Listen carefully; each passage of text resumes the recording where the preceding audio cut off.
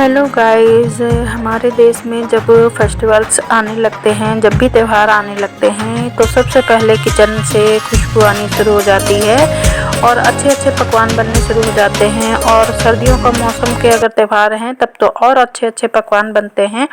तो इसी श्रृंखला में आते हैं गुड़ और आटे के लड्डू, जो कि पूरे जितने भी आप मेवा डालकर बनाएं उतना ही कम है। और इसमें बहुत ज़्यादा घी भी नहीं लगता है। आप घी अपनी क्वांटिटी के हिसाब से कम ज़्यादा कर सकते हो। अगर आपके पास बहुत है तो बहुत डाल सकते हो इसमें। बाकी ड्राई फ्रूट भी आप अपनी सुविधा के अनुसार कम या ज़्यादा कर सकते हो। तो चलिए वीडियो में आगे बने रहिए, तो बताऊंगी मैंने सर्दियों में गुड़ और आटे के लड्डू कैसे बनाए हैं। तो इससे पहले मैं ये बता दूं कि इनके चाहे आप लड्डू बनाइए और चाहे इसको जमाकर बर्फ़ी की तरह काटिए। बस थोड़ा सा गुड़ ढीला और टाइट करना पड़ता है, और बाकी इससे आप कुछ भी बना सकते हैं। तो ये आपकी अपनी मर्ज़ी होती है। तो सबसे पहले देखिए, हमने थोड़ा सा घी डालकर आटे को अच्छे से कलहा लिया है। बहुत ज़्यादा लाल नहीं करेंगे, पर हाँ अच्छी अच्छी खुशबू आने लगे बस इतना आटे को उसको भूनेंगे। और उसके बाद थोड़ा थोड़ा घी डाल के देखिए मैंने काजू भून लिया है। उसके बाद मैंने बादाम के टुकड़े कर लिए थे और गरी और बादाम को कट कर लिया था छोटे छोटे पीसों में। पहले मैंने सोचा गरी को घिस लेते हैं, पर बेटा बोला कि नहीं, घिसने से कम टेस्ट आता है, उससे अच्छा है आप कटिंग कर दो इसकी, गरी की और बादाम की। तो काटने से क्या होता है कि जब भी ये दांत के नीचे आता है तो थोड़ा अच्छा सा फील होता है और पता चलता है कि हाँ इसमें कोई ड्राई फ्रूट्स पड़े हुए हैं। तो इसलिए उसको खासकर उसको और मेरे हस्बैंड दोनों लोगों को जो ये कटे हुए हैं ये ज़्यादा पसंद आते हैं घिसने की बजाय। तो यहाँ पर देखिए गरी और बादाम को मैंने एक साथ रोस्ट कर लिया है।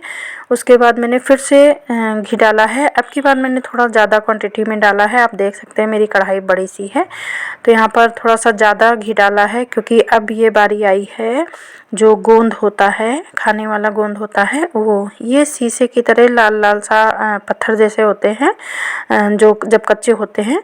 और जब हम इनको कलहारते हैं, इसमें रोस्ट करते हैं घी में, तो इसको खूब अच्छे से चलाते रहेंगे। और देखिए आप देख रहे हो जो जो इसके भुन जाते हैं वो बिल्कुल मखाने की तरह बड़े बड़े से हो जाते हैं, काफ़ी बड़ा हो जाता है ये फूल के।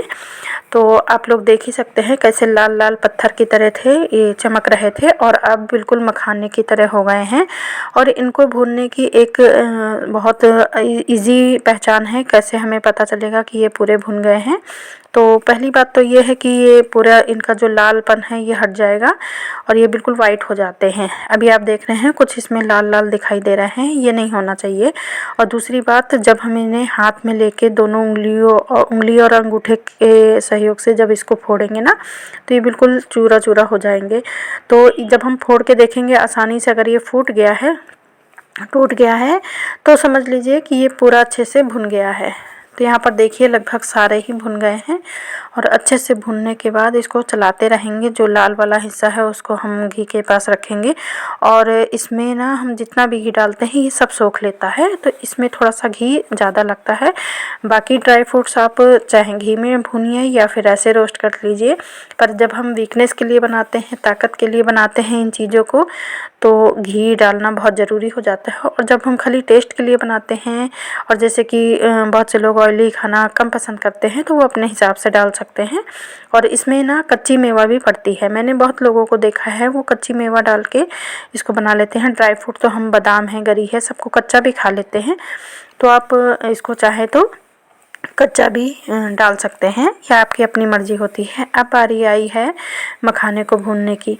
तो यहाँ पर देखिए मैं मखाने को अच्छे से रोस्ट कर लूँगी। और ये देखिए कितना बड़ा बड़ा हो गया है गोंद।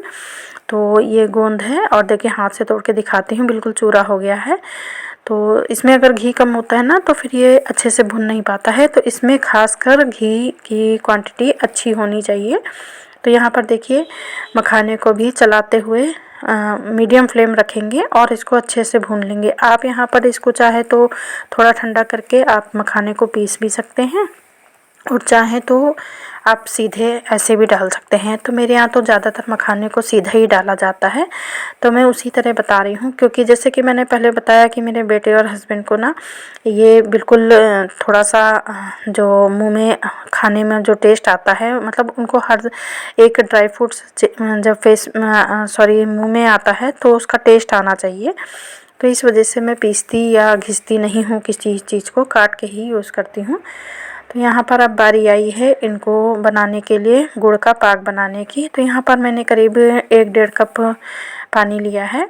तो देखिए यहाँ फिर बता दूँ, अगर हम आटा बनाते हैं तो सिर्फ गुड़ को पिघलाते हैं, उसको हम कोई मतलब तार वार नहीं बनाना है इसका, सिर्फ गुड़ को अच्छे से खौला लेना है और पानी उसमें थोड़ा ज़्यादा रहेगा। और अगर हम जमाने के लिए बनाते हैं तो थोड़े से कटोरी, जब ये पिघल जाएगा तो फिर उसको हम चेक करते हैं कटोरी में पानी डाल के कि ये हमारा गुड़ हो गया है या नहीं।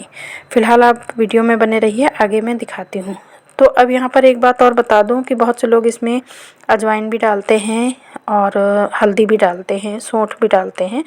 तो सौंठ और हल्दी मैं भी डालती हूँ, पर हल्दी भून के नहीं डालती हूँ मैं। जब मैं गुड़ पकाती हूँ तो गुड़ के साथ ही मैंने 2 चम्मच घी डाल दिया है इसमें, चाशनी इसी जो पाग है गुड़ का इसमें, और इसी में मैं हल्दी डाल देती हूँ। तो उसका हल्दी का जो कच्चापन होता है ना, वो निकल जाता है। अब जो हमने आटा भूना है, तो आटे को मैं यहाँ पर मेरा ड्राई फ्रूट ज़्यादा है और आटा थोड़ा कम है, तो इस वजह से मैंने आटे में ड्राई फ्रूट मिलाया है और पूरा चेक कर लिया है कि कितना बराबर आएगा। तो इसको थोड़ा सा मेरा ज़्यादा हो गया था, मैंने बचा के रख लिया है, मैं इसको बाद में भी बना लूँगी। तो यहाँ पर मैंने आटे में पहले सूखा ऐसे मिला कर देखा ड्राई फ्रूट कितना है, और इसके बाद मैं इसमें जो गोंद मैंने कुचर के रखा था उसको डाल दूँगी। इसके साथ ही साथ ये बीज आप देख रहे हैं, तो ये बीज हैं कद्दू के बीज। तो ये भी बहुत ताकतवर होते हैं, तो ये भी मैंने मंगाए हुए थे, कद्दू के बीज हैं ये। और इसके साथ ही ये मैंने करीब ये काफ़ी सारी अदरक का पाउडर, जो जिसको कि सौंठ कहते हैं, जिंजर पाउडर, तो वो है डाला है। अब क्योंकि हम सर्दी के लिए बना रहे हैं तो बिना सौंठ के तो भाई मज़ा नहीं आएगा, इस वजह से सौंठ डालना इसमें बहुत ज़रूरी होता है। पर जो लोग अदरक नहीं खाते हैं, सौंठ नहीं खाते हैं, वो बिल्कुल स्किप कर सकते हैं। अगर आप गर्मी में बना रहे हैं तो भी इसे कोई ज़रूरत नहीं है आपको डालने की, आप चाहें तो डालें, ना चाहें तो ना डालें। और देखिए मैंने आटे के साथ ड्राई फ्रूट्स को अच्छे से मिला लिया है और इसमें सौंठ वगैरह भी सब डाल ली है। अब हमने जो चाशनी ली है उसको कटोरी में पानी लेंगे, पानी में 1 चम्मच चाशनी डालकर देखेंगे ये गुड़ की, और उसको थोड़ा सा गोली बनाकर देखेंगे। बहुत टाइट नहीं होनी चाहिए, हल्की हल्की अगर गोल गोल हो रही है, वो पानी में लपेट रही है, तो मतलब है कि हमारा पाक तैयार है। तो अब हमें इसको थोड़ा थोड़ा करके डालते जाएंगे और मिलाते जाएंगे।